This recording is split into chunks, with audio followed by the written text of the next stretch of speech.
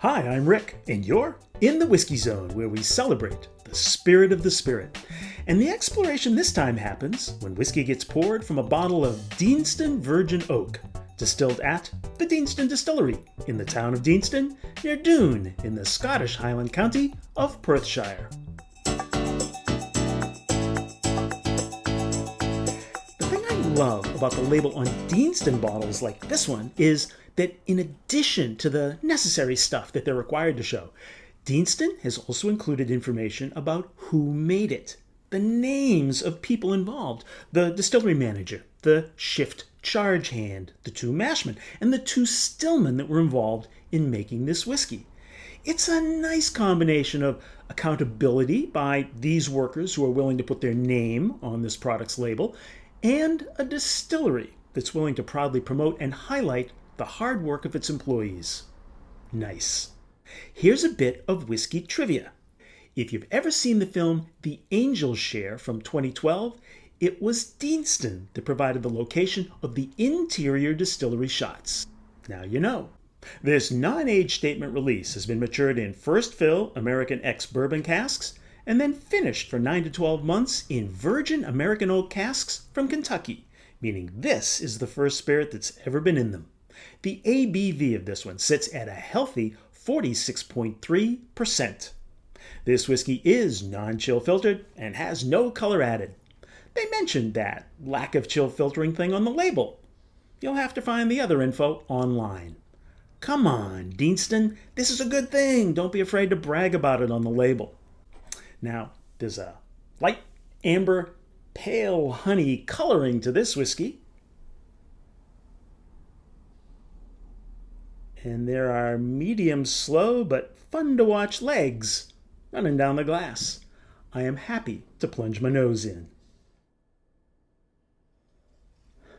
Brown sugar, applesauce, maybe apple pie, cinnamon dust, standing in the middle of a wheat field on a windy day,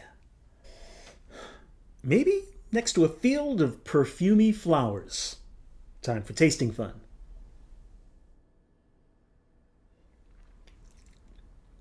Cloves, green apples, a light vanilla, a sugar burn, a chewy, harsh note, and some reduced cherries.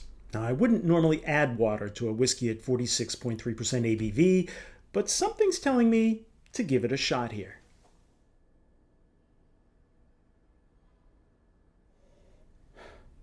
More fresh cherries. More green apples. And peanut butter. I get bigger spice with the water, though it's almost harsh. Lemon marmalade, if there is such a thing. And green grass. The finish is a mild one. I'm left with slightly charred caramel candies, the taste of beer, some raisins, and raisiny figs. This is a good whiskey. It's not great. It's got some pleasant flavors, and then it's got a couple of things that pop up that make me go, It doesn't set off fireworks for me, but it's enjoyable enough to sip.